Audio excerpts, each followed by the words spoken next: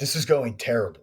Like this is not what I imagined it would be. I mean, I certainly understood, the risk of combat, very well. I didn't have any, I didn't have any doubts about that. But I just think that I just felt like God wasn't like keeping up his end of the bargain of, you're supposed to make, my life better and the people around me and I'm not doing better. Like I'm definitely not feeling better. It's certainly not helping the people around me. What's going on, guys? You knew I was going to ask it. How are you? Seriously. And you know that I actually want to know. How are you? How's your life, your health, your relationships, kids, job, even again, your faith? I know all the normal answers. The service responses, good, great, fine, living the dream. Which, of course, like I've said before, means something, not only in my profession, but in all professions when people say it, completely different. But again, no, we don't do normal or surface here. So I will ask again, how are you? Could you use some hope, healing, peace, and maybe even a little bit of adventure? That's why we're here. In fact, that's the only reason we're here. I am your host, Chad Campese, and this is a zero filter, zero filler, zero judgment show. So again, there is no room for little ears here. We deal with real life and real people, and that's not always proper or pretty in the realm some of my guests and I swim in. This is the last time I'll say it, but if you haven't listened to the trailer, go back, please. Check it out. Figure out what we're doing here and why. Our focus, again, it is essentially 100% spirit-driven. And please, you could literally be saving lives and families by inviting others to their own hope, healing, and peace, simply by taking a second to like, subscribe, and leave a review for the podcast. It makes it more available for everybody else. Share it on social media, shout it out. Today, we have Ryan Bosler. He's a father of 4, a husband. He served 2 tours in Iraq in various capacities as a new husband and as a new father. And look, that's what we talk about. We talk about the impact on his faith and his life of seeing constant death and being a new father and being a new husband and not being sure that you're going to make it home. All right, without further ado, let's jump right in. My conversation with Ryan Bosler. Ryan, what's going on today? How are you, sir? I'm doing well. Thank you. How are you? I'm good. I appreciate you hanging out with us for a little bit. And I know your time is very important, so I'm going to kind of get right down to it. Here on this podcast, we kind of talk about the low points, the failures, the things of life that maybe are discussed very little these days instead of our successes. We're going to go kind of the other route. I wonder if you could speak a little bit to your experience in the military, whether it be kind of how many years you were in there, how you got in, and then kind of the spiritual aspect of what that looked like for you faith-wise as you were in the military. So I was in the Army for 5 years. I went to college at West Point. And so primarily my family, grew up in the Catholic Church. And even in saying that, it was more, our Catholic experience was relegated to, primarily holidays. And so, if you have any familiarity with the Catholic Church, you'll go through a number of steps, especially as you hit, middle school and, confirmation and everything like that. And my family, my parents in particular, they were not overly involved with that, but they did want me to be part of it. I actually enjoyed it, and really to the degree that I would attend church separately on my own, even beyond the confirmation, classes of the confirmation with a friend and his family. And they would take me and then they would, drop me off and all that. So you were more than a holiday guy. Than a holiday. Yeah. I was more, I was more than a holiday guy. I was drawn to it. I think what I really appreciated about the Catholic Church was, the liturgy, I just, in a way, I think they do an incredible job with the sights and the smells and just Absolutely. all of Yeah. that. I was really drawn to that as a kid, and as then I got into grade school, and even though my family wasn't as interested in that, I was, and so that was primarily my faith experience, but it really didn't entail anything about me. I'll just say having a personal relationship with Jesus, let alone things like reading the Bible on your own or anything else like that. It was just kind of go on Sunday and be part of that experience, which I do, looking back, very much value that and think that that was something. And so leading into, kind of my military experience when I got to West Point, that carried on, my first couple of years. I would continue to go to, they would have like a Catholic chapel, and I would go to that, not quite as frequent, but a number of times, during that. And then, towards the end of my senior year, I got engaged, to my now wife, and that was where I started to get a little bit more, active in the church, and again in the Catholic Church standpoint, because my wife and I had to go through, premarital counseling and everything that goes into that. So that was kind of like and we went, and in part of that, we went through like a marriage retreat weekend. And I think it was very eye opening for us. We had never gotten into heavy, anything really, faith. You were still in West Point at this point?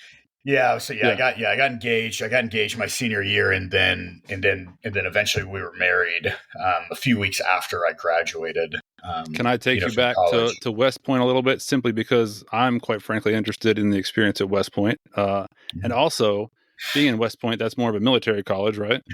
Correct. Yeah. That's the Army's. That's the Army's college, if you will. Gotcha. Navy has Annapolis at the Naval Academy. Air Force has the Air Force Academy. So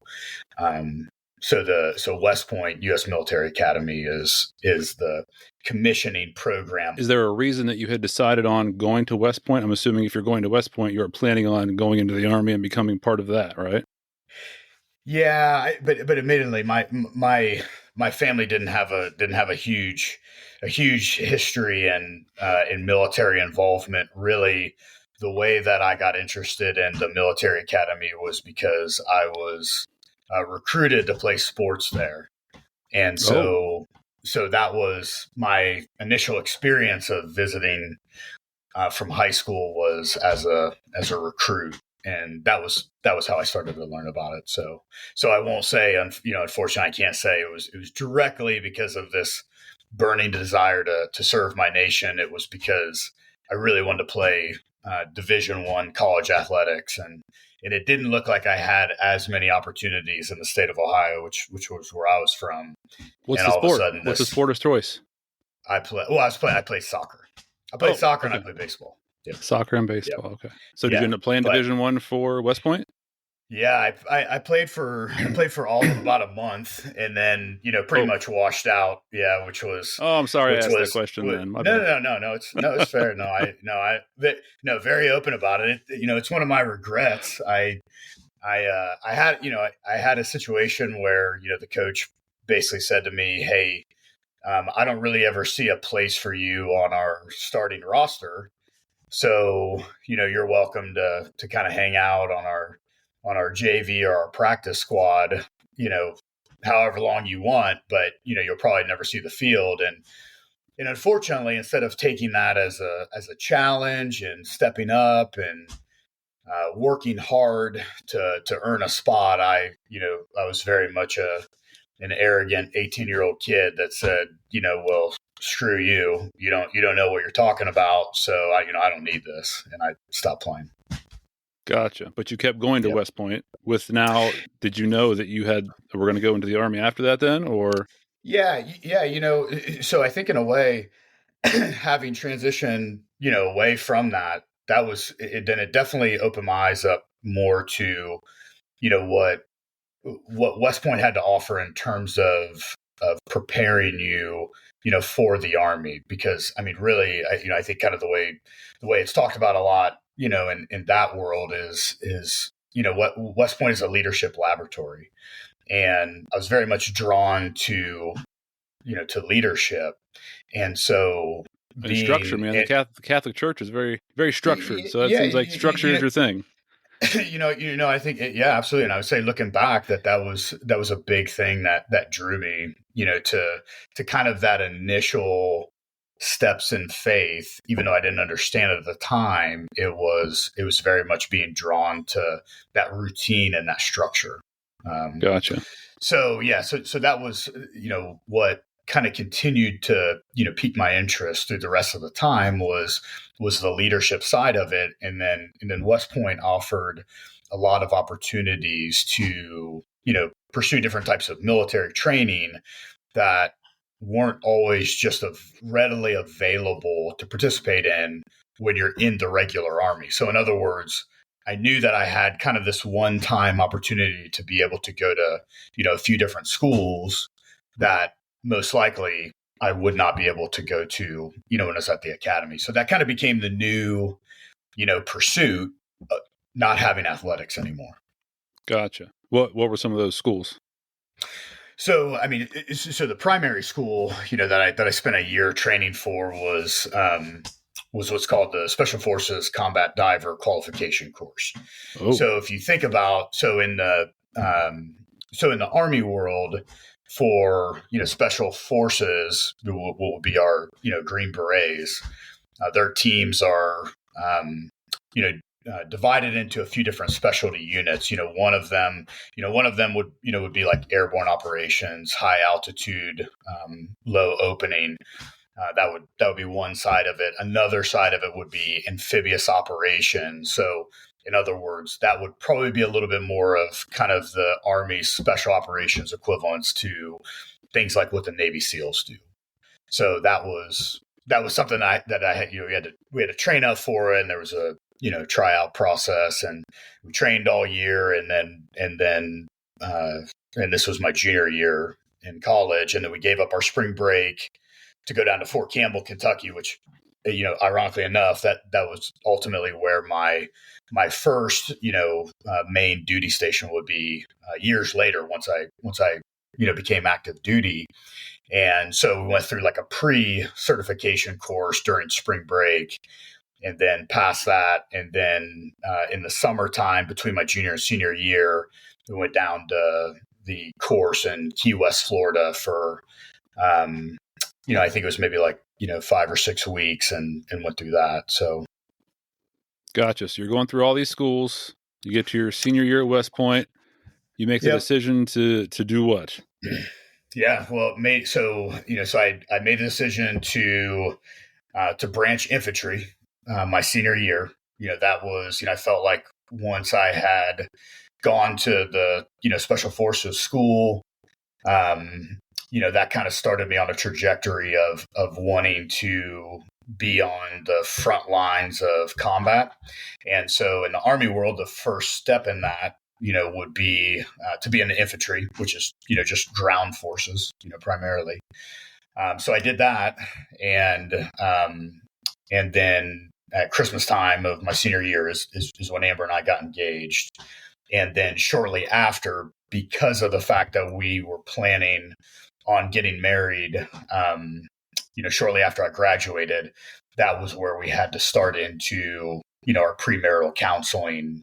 That was kind of directed through the Catholic Church, and that was it was a really unique experience for us, because, as I said, we had never had some of these deeper faith-based type conversations about our marriage, what we what we want our marriage to look like, and including how we want to raise our kids in the church, and and everything with that. So that was kind of her and I's first experience of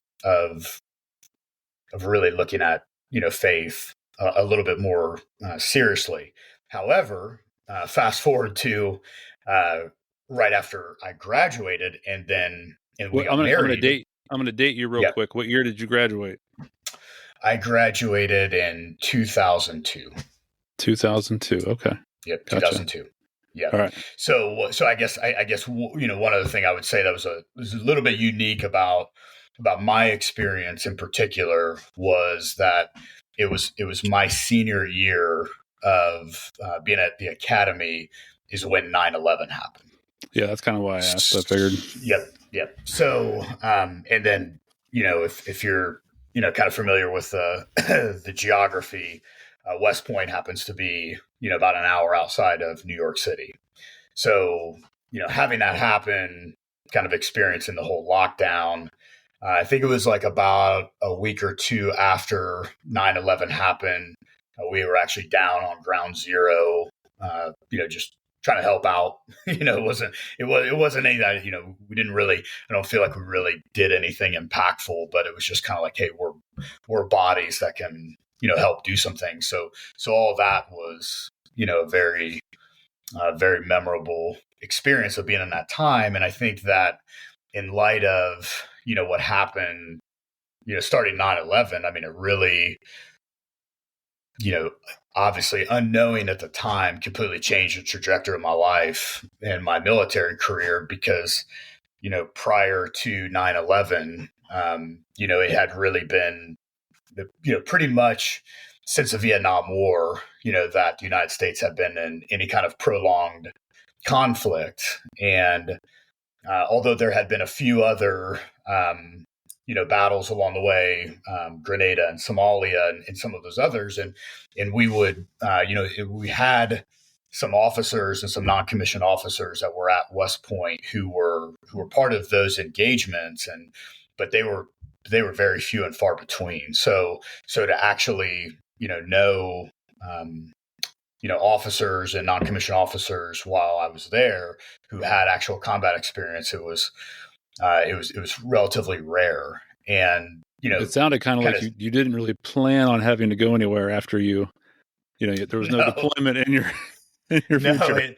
No, because like I said, I mean, it was absolutely commonplace that you would meet officers and non-commissioned officers who had spent entire careers, 20, 25 some odd years, having never, deployed, past, what used to be at the time would be more so like NATO, peacekeeping missions. And that, Right. not to take anything away from them. I mean, there's a lot of individuals had experience in,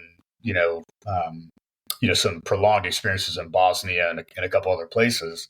But by and large, there just wasn't, that combat experience. So really, at least, kind of pre 9/11, thought, well, my military career will just involve some of these NATO rotations and a lot of, training experiences out at, National Training Center out in California and some of these other, what we would call JRTC rotations and things like that.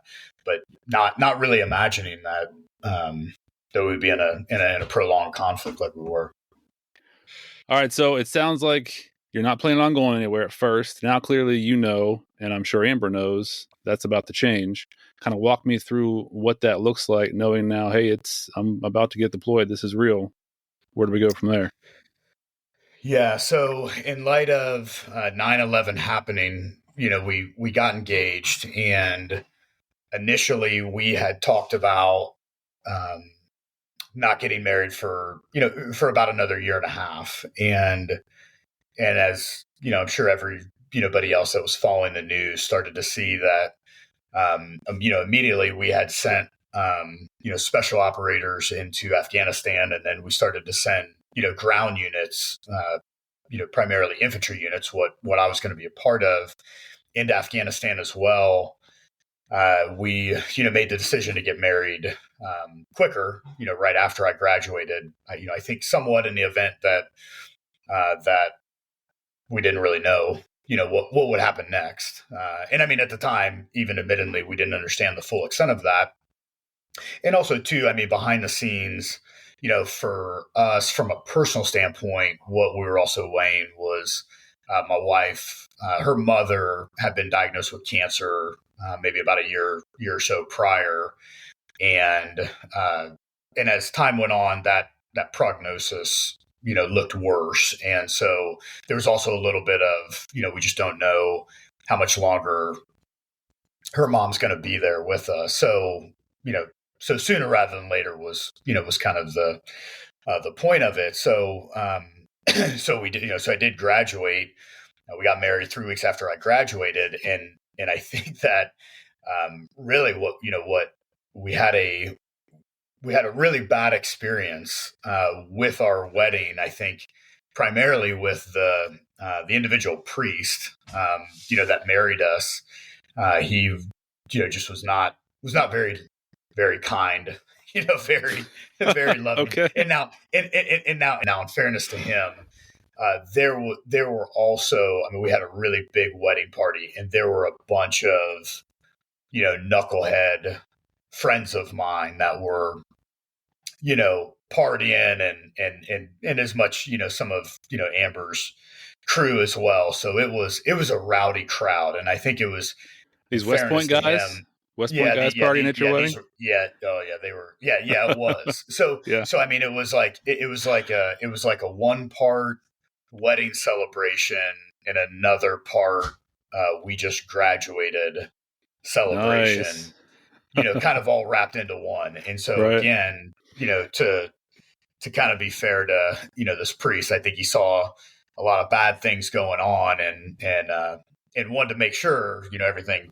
stayed on the straight and narrow. But truthfully, I think it just kind of soured our taste of the church. And that really, kind of became a line in the sand for us of, down the road. And this was, kind of before having children, of whether or not, we would want to continue to go to church, or, the Catholic, especially, the Catholic Church. That was kind of all we understood at the time.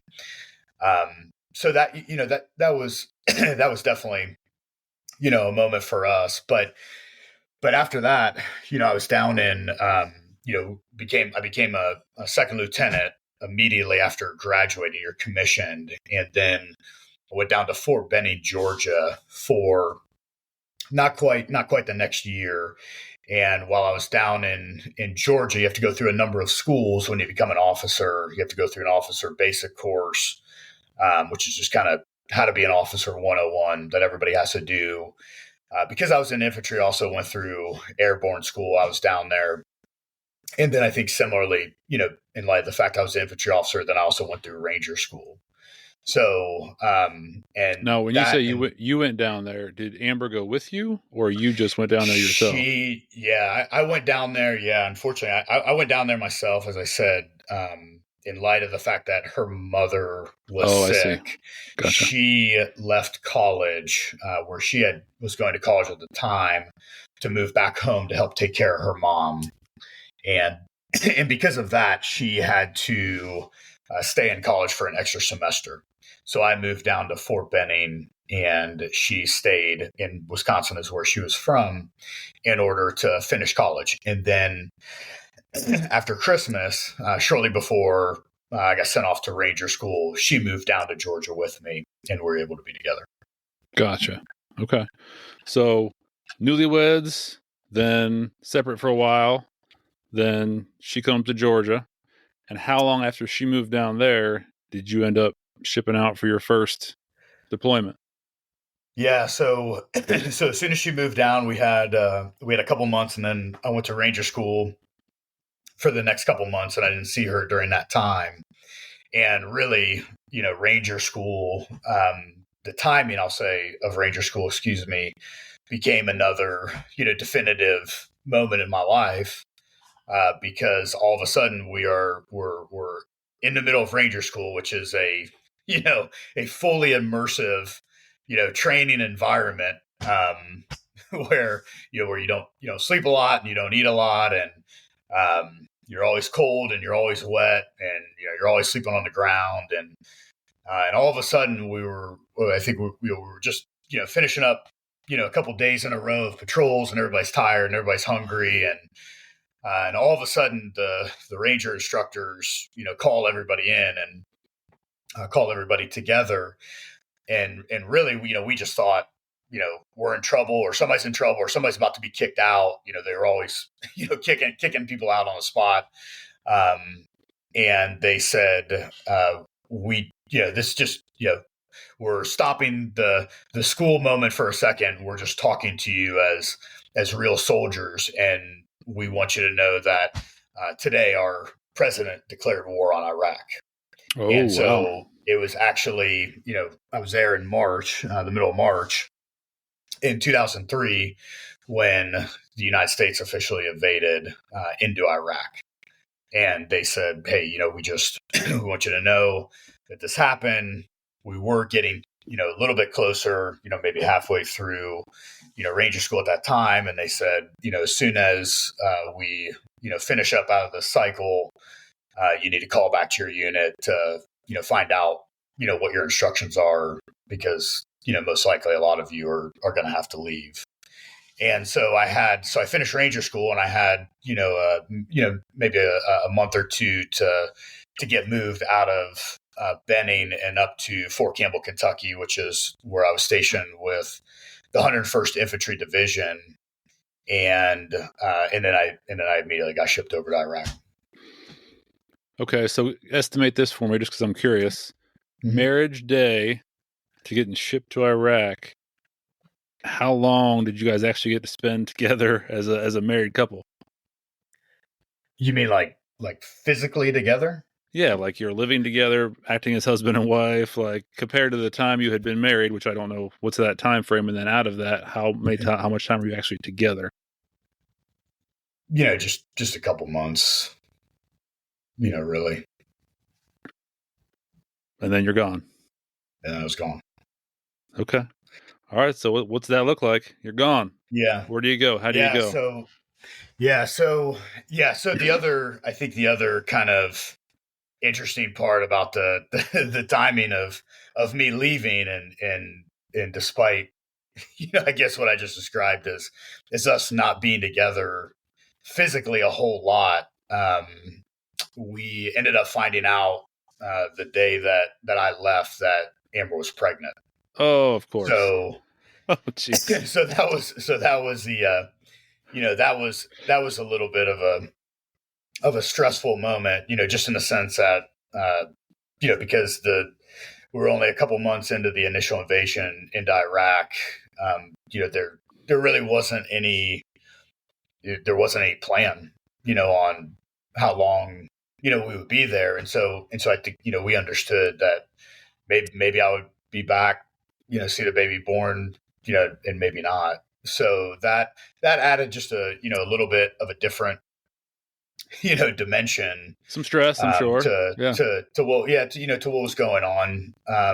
So I shipped out, had a quick transition point in Kuwait, which was typical, and then I showed up, to my unit, and what was I think, just in hindsight, what was a little bit unique about my experience was, shortly before, I kind of like checked into my unit at Fort Campbell in the United States, and they assigned me a unit, and I distinctly remember them saying, they're already, a few months of being on the ground in Iraq. So, almost in a sense, like they're probably just going to make you a staff officer behind the scenes. You're not going to have any experience.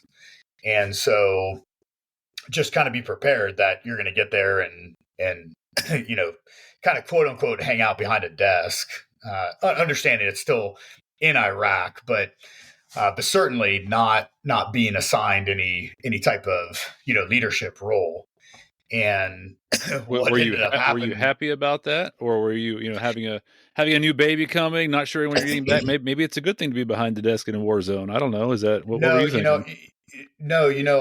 I think so. I was upset about that because, again, and this is completely the mind of a 22, 23-year-old kid at the time who, newly married, but had not spent much time married. Yes, just found out that I was having a kid, but certainly didn't have any time to process that or the gravity of, becoming a father or anything like that. And as I had said, earlier, considering the fact that it had been 30 some odd years since the United States had been in a conflict, like that this was my one chance to actually have combat experience. So Which you were looking probably, forward to it. Yeah. which yeah, and I understand even saying that now, so many years later, that probably sounds a little twisted, but it was like, hey, I I mean, mean, that's what you were training for. Yeah, that's your this this is kind of what we're here to do, right. right? And I thought, just my luck, I'll be I stuck would behind the get, desk. I would, I'd be stuck. This happened, unfortunately, war broke out, but then I would completely miss it. I would be stuck behind a desk, and I would just be that guy, that kind of missed the big game. Now, unbeknownst to me, I showed up, when I finally showed up into Iraq and checked in at my unit, I was, there at headquarters for, all of a couple days. And they said, hey, actually, we have we've had some changes, we've had some casualties here and there. So we actually are going to assign you a platoon leader, tomorrow. And the next day I drove out, they drove me out and dropped me off in the, kind of the middle of nowhere as far as I was concerned in Mosul, Iraq, which is a northern province in Iraq, and immediately, became a platoon leader. And you were, I mean, knowing why you were out there, obviously they mentioned, hey, by the way, hey, there's, some casualties going on. And so we're going to have you fill some spots that are open now. Did that change your perspective a little bit at all? You know, no, it didn't. Because I think, and I don't want to misspeak, but up until that point, if I'm not mistaken, there, and I certainly don't want to say it in the sense of minimizing. We didn't have as many casualties, at least as far as KIA, and some of the other casualties that they were referencing, were injuries, where, fortunately we didn't have a loss of life, but they had to be pulled out of, Oh, I see. Okay. out of theater for it. Right. So I think, so there was some of that. It didn't, to answer your question, none of that really registered, to the gravity of it. What did register, was the fact that, I was showing up, being put in charge of a 40-man, platoon, having, really the least amount of experience, Yeah. with a group of men who all knew each other, had been training with each other for years, and now I was the guy in charge. And so that was definitely a scary proposition. Okay. And we'll come back to that here shortly, but just walk me through. So end of West Point, marriage, baby, get deployed. What does faith look like in this period for you at all? I'm assuming you stopped going to church at that point, that you were in all the schools, obviously. Yes. Was there any kind of faith or any kind of chapel or anything available at the schools, in the military, wherever you were stationed? What did it look like? Anything there as far as, people going and doing that?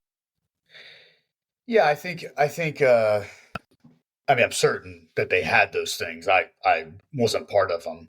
The only, the only, the only one, faith moment that I had, I won't even say faith moment, but really, interesting God moment that would ultimately, play a part in, my, personal, spiritual journey, down the road, was when I was still at Fort Benning, and I was in officer course, and we were in and out of the field, quite a bit. We'd go out, for a week or a time, here and there. And inevitably, what would always happen? I mean, these weren't like unbelievably difficult training exercises by any means, and oftentimes, just like any training environment that I'm sure you've been a part of in the police force, it has about 5% awesome and about 95% that this is boring. I feel Well, like we're wasting don't tell me time. that, man, because I was thinking you were straight badass there for a while. All these schools No, and no, whatever. no, Yeah. it is literally 5% awesome. Okay. And so we would always find ourselves with a lot of downtime, just waiting around to do, inventory checks and all of this kind of stuff. And needless to say, I've always been a big reader. So one day after we got out of the field, we were just literally sitting around in the concrete, and I had finished a book. We had time to kill. We didn't have anything else to do. We couldn't go anywhere. We just had to stay there and wait. And I had finished a book. I didn't have anything else on me, unfortunately, and I was bored. And I look over at my buddy, who's one of my best friends. He was actually the guy that introduced Amber and I. And I'm like, man, do you have anything to read? And he throws me a book, and it was the first book in the Left Behind series. Oh no. And Well, oh no. it's just and I'll tell you what, that book, regardless of what your opinion is or anybody else's about, man, this isn't how it is, or this is completely off base or whatever. When I read that, it completely sparked my interest in faith again. yeah. And in particular, the fact that, as silly as it seems, the fact that they were quoting scripture or referencing scripture in the Left Behind series piqued my interest because of my respect for being in a Catholic church, hearing scripture read. I had a very high view of the Bible, so I believed it. I or at least I respected it. And so when I saw that, I thought, man, I know this is a fiction book, but does it actually say this? And so not too long after I got on the field, I'm talking to Amber about it, and I'm like, you're not going to believe what this book says. And like, I think it's referencing like stuff in the Bible. I don't know. So we like went looking around in all of our, packed up junk, and we found a Bible that was like given to us In the and packed up junk, I want to specify. in the packed up junk. and yeah, that was where it was. Right. And flipped it open to, kind of what we could figure out to be, the book of Revelation. And I was just like, oh my gosh, like it's in here. Like it actually says that. And I think that actually, so from that, I started reading, all of those Left Behind books. And then interesting enough, like Amber didn't want to have anything to do with it. She thought it was just, silliest thing ever. But then once I left, she actually, I think she was bored or something, one night. Right. She picked it up and she started reading it. She was like, oh my gosh, like this is super interesting.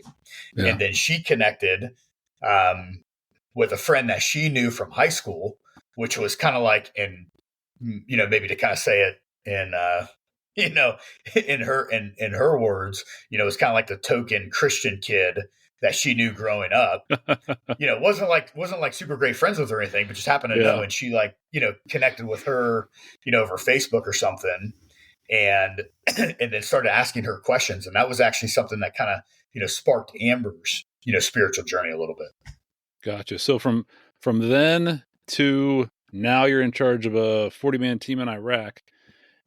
Faith for you, was there any kind of, I mean, I guess it's not a stretch to say there probably wasn't any kind of deep prayer relationship, Lord help me here, or just trying to rely on him for anything. It was more of everything happened so fast. It's just kind of Ryan jumping into this and going, and we're going to see what happens. Am I off base there, or what's that look like? No, not off base at all. No, nothing to do with faith, nothing to do with God.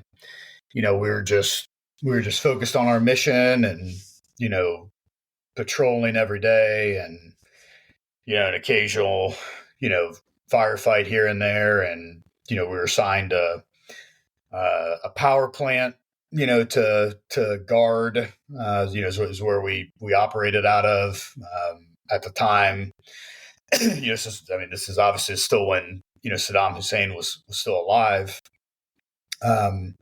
What they were doing at the time, still in Iraq, once the we had kind of gone through Baghdad and settled in, was kind of Saddam's remaining loyalists were trying to disrupt the infrastructure, destroy the infrastructure, in order to basically show the Iraqi people, the Americans are not your liberators. Things were much better when Saddam was in control. So that was what we were assigned to do. We had a territory and a power plant. As part of that, that's where we operated out of. We did our missions and our patrols and everything out of there. The moment where I think things really took a turn actually happened at the very end. Towards the end of my first time in Iraq. Because up into to that point, from really the first maybe month or so that my unit was in Iraq and I was not there, as we were invaded Baghdad and they pushed through Baghdad. By the time that I got there, and my unit was settled in the northern province of Mosul, it was far away from Baghdad. The activity, the action, if you will, definitely started to slow down. We were not in direct engagements every day, by any means. And so, but you had been, you were in it there for a while. You mentioned firefights and all that kind of stuff. You were not behind the desk. You were in the midst of that for some point in time. Yeah. I mean, it was, I guess what I'm, there was always that. I guess what I'm saying is compared to those soldiers that, were on the ground, March 13th or so, whatever it was, that I was still a Ranger school, that was by far the heaviest part of combat, day in and day out. Gotcha. That was experienced by the time that I got there was, it was much more sporadic. So I think even what I dealt with, honestly, just didn't seem to be quite as extensive or intensive, I should say, as what some of these other guys went through. I can say I'm thankful for that. But as I guess my point of saying all that is, we had definitely started to, settle into a little bit more, routine.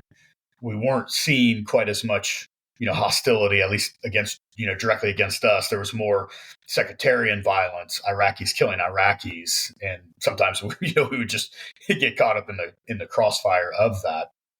And I think from a faith standpoint, definitely a turning point for me was as we, it wasn't the very end of when we left, but it was starting to get later on in my deployment, and we had a soldier who was not, he was not one of my soldiers. He was a soldier in one of the other platoons, but everybody knew this kid. He was a super likable kid. He was a 50 cal gunner for one of our sister platoons. And he had come to our leadership one night to tell us that his grandfather, like back in Texas, he's a kid from Texas, it sounded like he was nearing death, maybe had a heart attack or something like that. And I think, this is like a young 19, 20-year-old kid, and family was super close. And by that point, it was at least, I certainly wouldn't say safe, but there was starting to become logistical operations set up to the degree where some people could fly in and out like a little bit more safely, at least, compared to when we started. Like, the Baghdad airport was secure, relatively speaking. There was an airport in Mosul that was, relatively secure, that by us, I mean. And so he just asked, if at all possible, is there any way that, I could get back home? And it was like, well, or even though some of that stuff is happening, we're definitely not like Southwest, you can fly anywhere you want, Right. kind of thing. Right. And he said, no, I understand that, but I think, he was such a good kid. And really, I mean, the way that now I can describe it, I couldn't really describe it this way, at the time was, he was a Christian. And although, he wasn't, pushy about his faith. He didn't,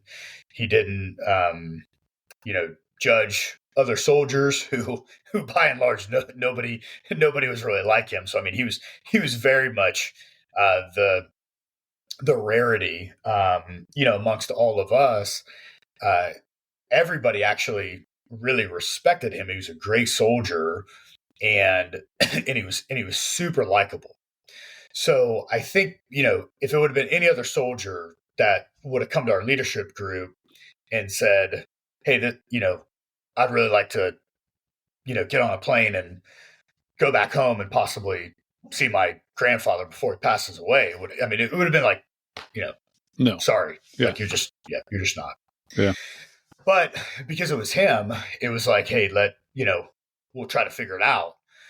So we brought him back in, a couple of days later, and we said, hey man, we got you a seat on, the upcoming flight that's about to head out, in a couple of days or whatever. Now he was even though he was a young kid, he was pretty smart, and he recognized immediately that what that meant was that in order for us to get him a spot on a flight, we yanked somebody else off of it. Oh. And he said, hey, I don't want to do that to somebody else. Put me in line the way that everybody else, gets put in line, and I'll just wait. And, the next day we said, okay, that may be, 3 weeks, 4 weeks. He said, well, man, I trust, whatever's supposed to happen. I'm okay with it. I don't want to do that to somebody. And unfortunately, he went out with his unit on patrol the next day, and he was killed by an IED, a roadside bomb. Oh my. So I think, it was just like, and where was that under your command then? When he's not under your command, he's at a different. He was one of our, sister battalions. He's in my company. So there's, right. a couple, platoons, 3-4 platoons that are in each company. So he was one of our other platoons, but we were the first, but once they came under attack, we were the first ones out there. So unfortunately, we were out there, with them, shortly after it happened, or to kind of try to help, get through that moment. But where were you at when you recognized it was him? Did you guys roll up on him? Were you just told about that? Like how did you find out? We just got the call that they had come under attack, and they needed, what we would call, quick reaction force, QRF. We were the ones, up on the chute on standby. We would always have, one, at least one patrol, sometimes two, that would be out, actively patrolling or on operations or whatever. And then we would always have at least one on standby in case something bad happened, like that, for the others to go out and provide reinforcements. And so we were the ones that went out to, provide reinforcements. So initially, when we got on the scene, I didn't know it was him. And to be perfectly honest, like I didn't know this kid, super well. I mean, certainly as well as, the guys that, were in his platoon, right. But is the interactions that I had with him, whenever he was out with us, or we were on downtime, in our own kind of little, compound area. Um, he was just a great kid, and and so I think that I mean that definitely stood out to me as kind of a moment where it was like, man, that like he just had an opportunity to leave, and he Hmm. decided, not to. I mean, for the greatest reason, I Right. mean, just such a great reason, very admirable, very mature for again, a 19, 20-year-old kid.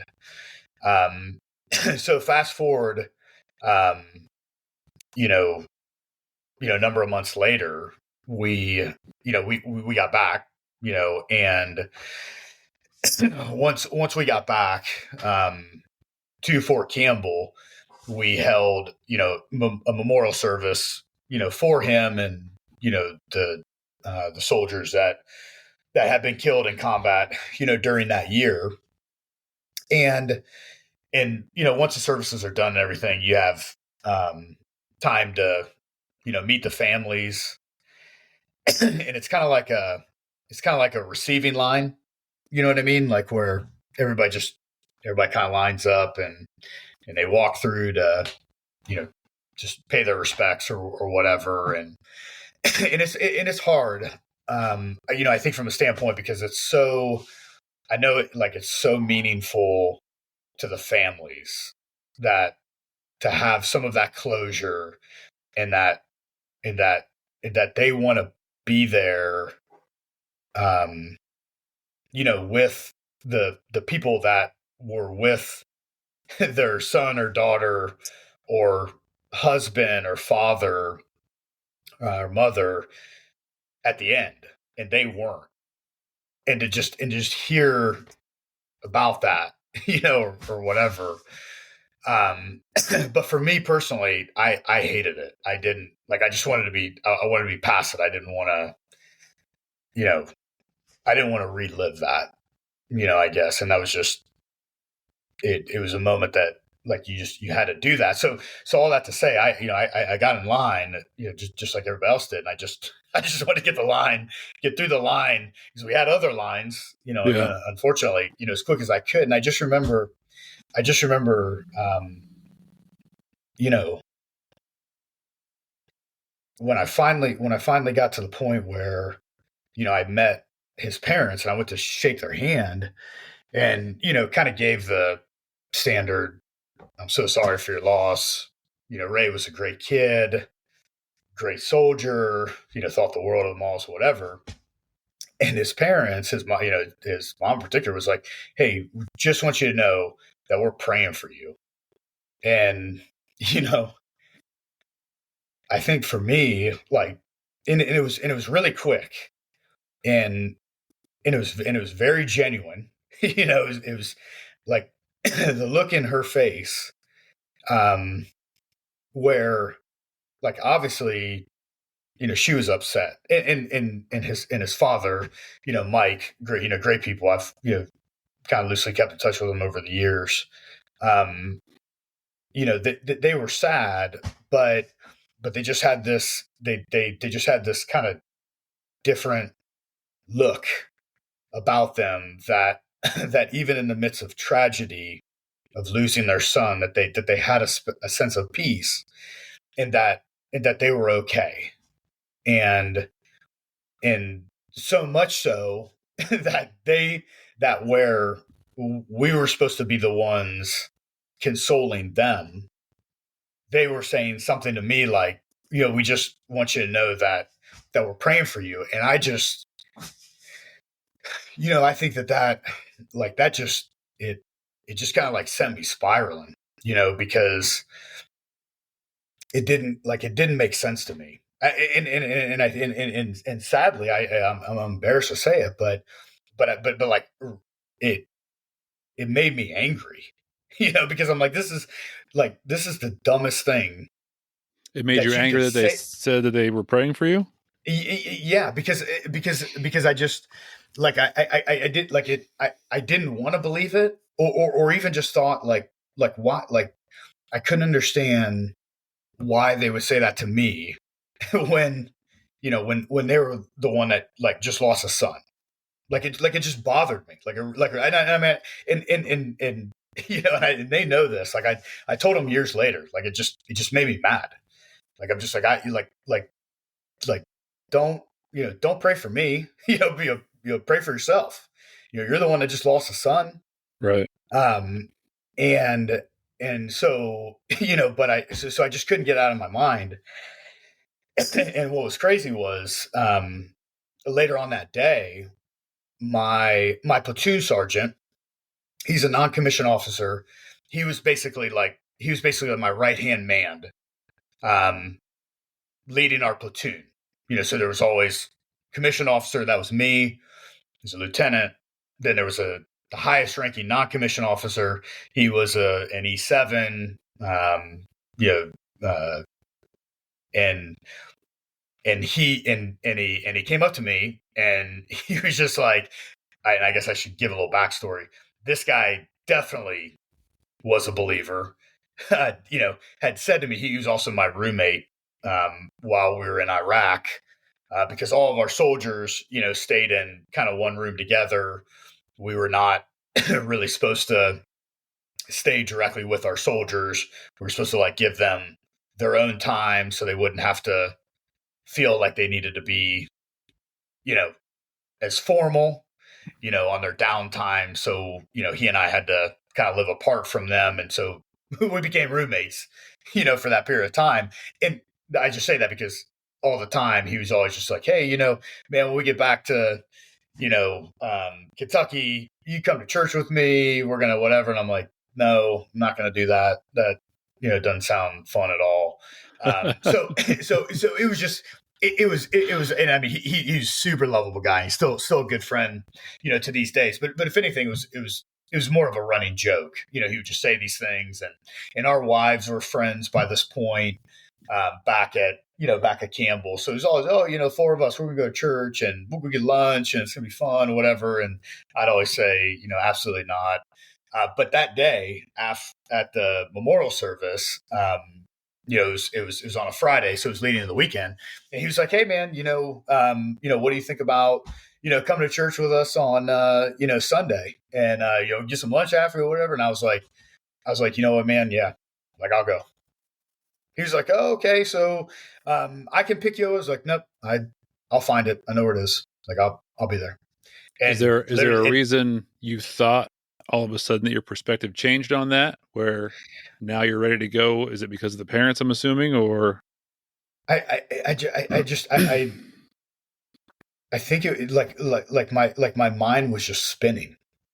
I just didn't know. I just didn't know what to think.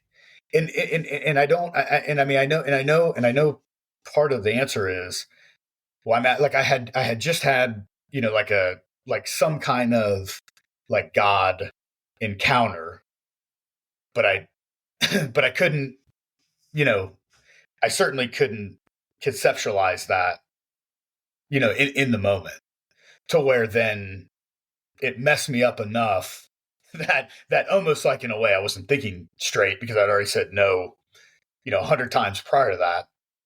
And then when he asked me, I'm just like, yeah, I don't know. I think I should just go. And it wasn't a Catholic. I knew it wasn't a Catholic church. It was just, it was just a really, this was like a, my platoon sergeant was like a, good old boy from South Georgia. So he was going to an old farm, out in the middle of nowhere, country Baptist church kind of thing or whatever. Like they're handling snakes and dancing around in circles and that kind of thing? Not like that. Not overly charismatic. Not, Okay. not quite that. No. And now having, the experience of having been a part of that church, they were great people. I mean, I couldn't have asked for a better, first real church family, to be part of. But all that to say, that was it was that weekend that Amber and I, went to church, for the first time. By the time that I had gotten home, she was just a little past 8 months or so, hitting on about 8 months or so So you made it of back in being time. pregnant. I did make Yes. it back in time. Yep, made Very it back in nice. time. So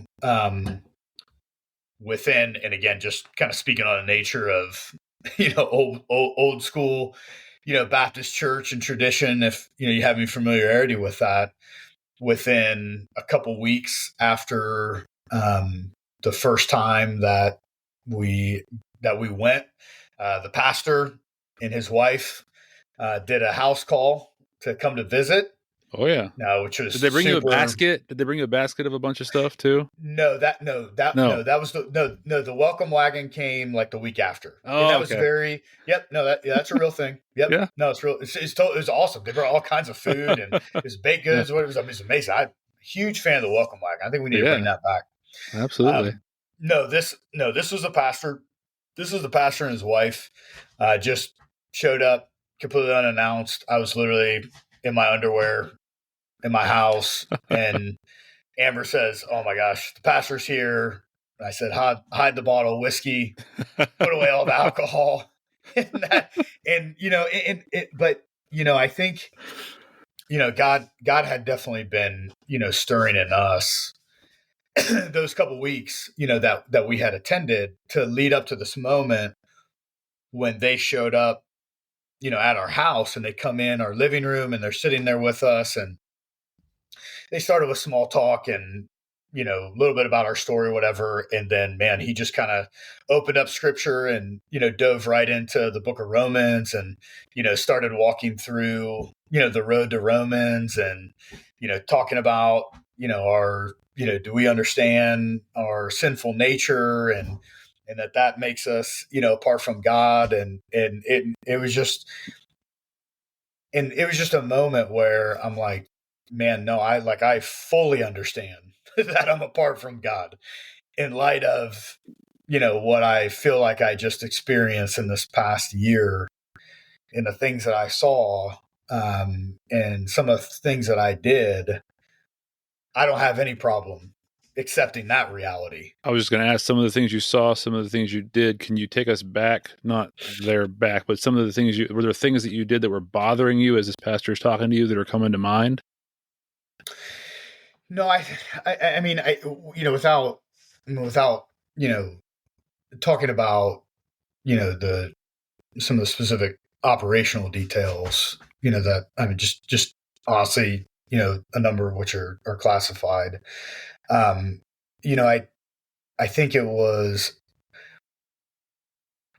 more of just operating in a constant state of hatred, and you know and suspicion, and always being on alert, and never feeling like that you could relax, or get a decent night's sleep, because all of a sudden bombs would start going off in the compound, or Yeah. and just an utter mistrust for humanity, when people you're that you feel like you're trying to help liberate. I mean, that to that, in the way that our unit said it, there to win the hearts and minds, and and just not feeling like that's always making a difference, and that you can never tell who was a friend and who was an enemy, and you can never tell if that person was a safe person, or a safe situation. And I know you experience this as a police officer, or if that you know little old lady happens to be packing heat, which Yeah, happened. we call it hypervigilance on the street, but our hypervigilance Yep. is 8 hours at a time, and then we get to go home and go to bed and realize everything's okay and whatever. So basically, you were in hypervigilance for 8 months consistently. Yeah. Then is that? Yeah.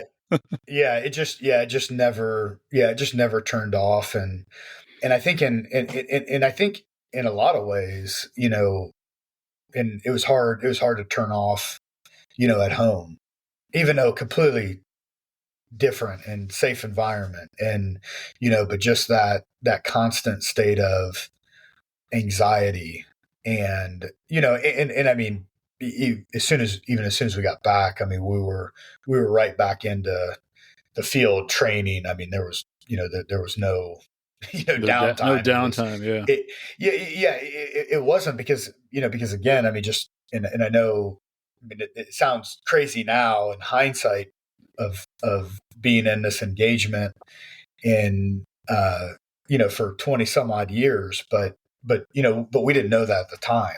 And as far as I thought, I mean, I guess to put it in perspective, I actually genuinely believed when I was sitting on the tarmac getting ready to leave Iraq that was it. I would never, see that place again, let alone 18 months later, be right back, there. Yeah. But as soon as we got back, that became very apparent, that we were training to, to go back again. But I mean, but then the difference, was,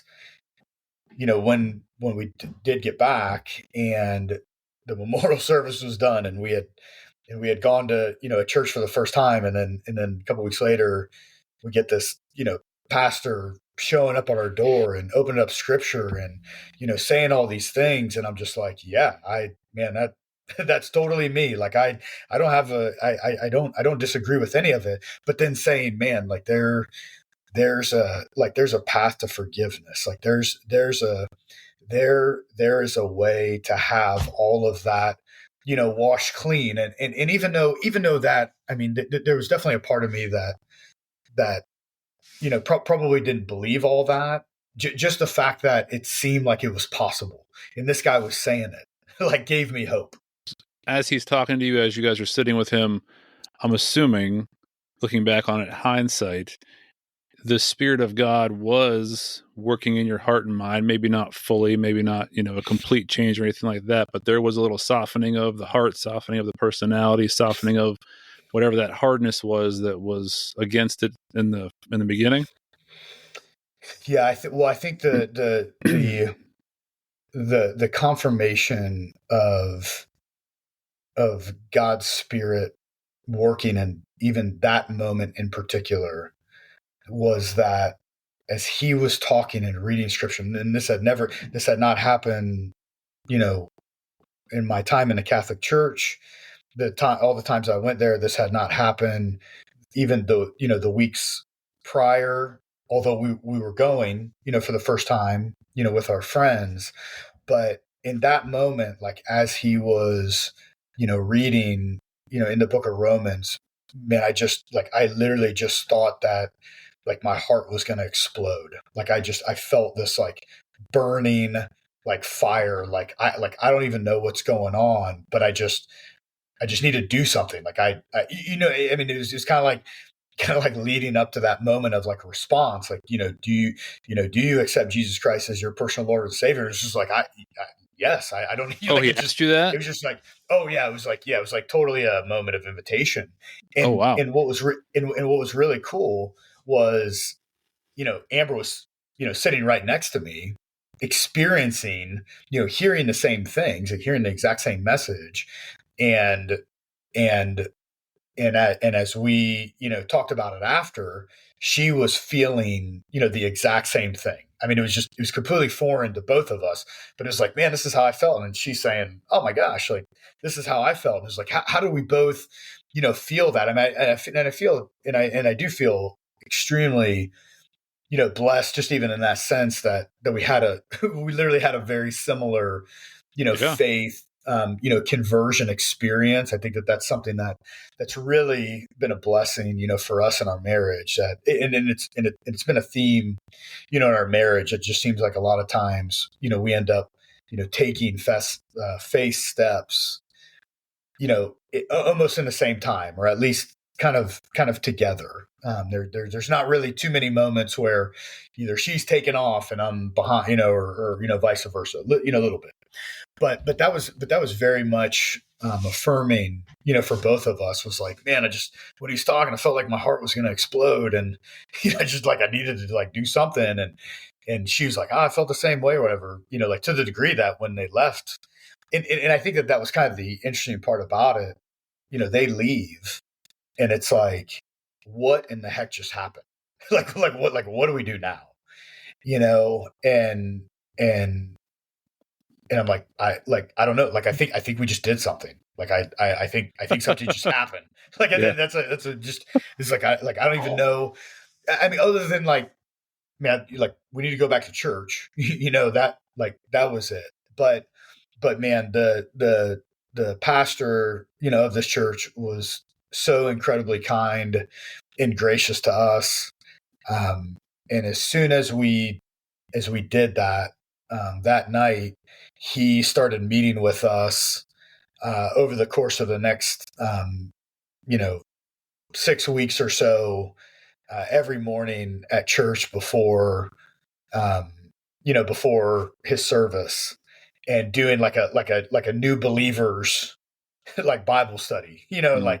Yeah. whatever. And it was, but it was really, I mean, and it was like, it was kind of like, Bible Christianity 101, but it was also just a really like safe space to be like, I mean, are there dinosaurs in the Bible? Like just all kinds of Right. wild things that would pop in our mind. And he was just so patient, to to do that with us and walk us through. And then also too, I mean, now having hindsight experience, years later of of preaching of what it takes to actually preach a sermon on a Sunday, that I've done, to know that he did that for us before he went and delivered his sermon is just even so much more meaningful. And so, right before our first daughter was born, Amber and I both got baptized, like in flowing white Oh robes yeah, yeah, in the yeah. middle. You know what I mean? In the Like, middle of a lake? Were you in the middle of a lake? no, no, no, no. It was inside. It was totally Oh, okay. inside. All But right. yeah, big flowing white robes. And it was So just, you were it all was in. amazing. You guys Yeah, were all in. yeah. This is not something that you're just doing because you feel guilted into it or because you feel like, they're showing up the house, so I'll say this stuff and I'll get out of here and get them moving on. This is you and Amber. We're all in, not understanding everything, but had questions, were interested, knew something was up, and knew things were changing. Yeah, man. I think, I mean, even more so, like from that moment on, um, you know, my faith personally, and I do, and I would say that this was also, true for Amber, um, all by like dealing with being a new mom. So I mean, that was, that was occupying, a lot of time and, headspace and everything for her. But definitely for me, man, like my faith was just on fire. Like, just could not read enough, could not meet with people enough, could not learn enough, could not anything. And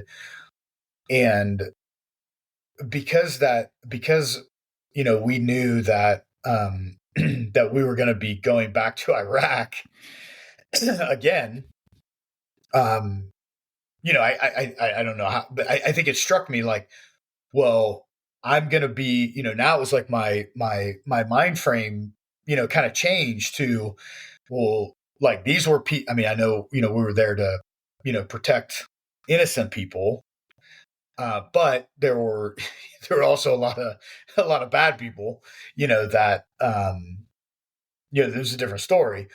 But where my mind shifted after, coming to know Jesus, was I was like, man, I'm like, I could be like a missionary. Like, I know I'm in the army, but I'm gonna be there. I mean, this is like ground zero of biblical times. And in fact, I mean, just kind of tell you what I mean. I remember being in Missoula. Like I didn't understand at the time, but as we were, out patrolling, all stuff or whatever. This was the Like second time after you went back. Still the first time. Oh, I'm still saying the first time. I didn't even. Okay. Yes, I didn't understand. Gotcha. What it was, but I was actually standing on the ruins of Nineveh, when we were there, and so remembering that experience and be like, man, this is kind of like, the beginnings The of, Nineveh in the Bible. I was there, man. yeah, Yeah. yeah, I was there, Yeah. so, Okay. so I'm imagining in my mind, I'm like, dude, I think I might be like Paul, going on this Oh, missionary. wow. Like I know I'm in the army, but at the same time, I have this opportunity to engage, um, a lot of, mostly people primarily from, the Islam faith. So beyond, trying to just learn anything that I could, about Christianity and read the Bible and all this stuff, whatever. I'm taking in all this stuff about the Islam faith and trying to learn that in order to like understand it and to be able to like, have these, what I'm imagining in my mind anyway, like these conversations, They're all that going I'm to going to come to have, you. because They're all going to come to you for information. yeah. They're going to like it's going to be, I don't know, like, am I going to plant churches all throughout? We're out, like, I didn't know where we were going at the time, whatever. But yeah, that's kind of what I had in my mind. And needless to say, it, unfortunately, it couldn't have been anything further, from that experience. So walk me through that. So the pastor comes, you guys have your daughter, conversion, you're feeling good, jumping into a new faith. You guys are together, actually able to spend some time together. And then 12 months later, you're headed back. All right, guys, this conversation, it was just too good and too long for me to keep all in one section. So I'm going to give you an opportunity to take a break if you need it, and then I'll hit you with part 2 coming up here. Feel free to jump to the next one if you have time. If not, here's a hint of where it goes. All, again, with a huge dose of godly redemption on the back end, of course. And thank you so much for listening. If you need an invite, don't forget, just reach out to me, a guest, but guys, mostly to God. He will meet you wherever you're at and give you a giant dose of hope, healing, leadership, and of course, peace. And I will catch you guys on the other side. And I was just so like lost in my own, grief and seeing them hurting and upset that I couldn't do it. I couldn't, and I'm embarrassed, to say it, but like the only thing that I can say to them, like this, what is now like supposedly a Christian guy, in my very pathetic attempt to comfort them, is going to each of them and hugging them and whispering in their ear, we're going to kill them all. We're going to kill them all. And that was all I had.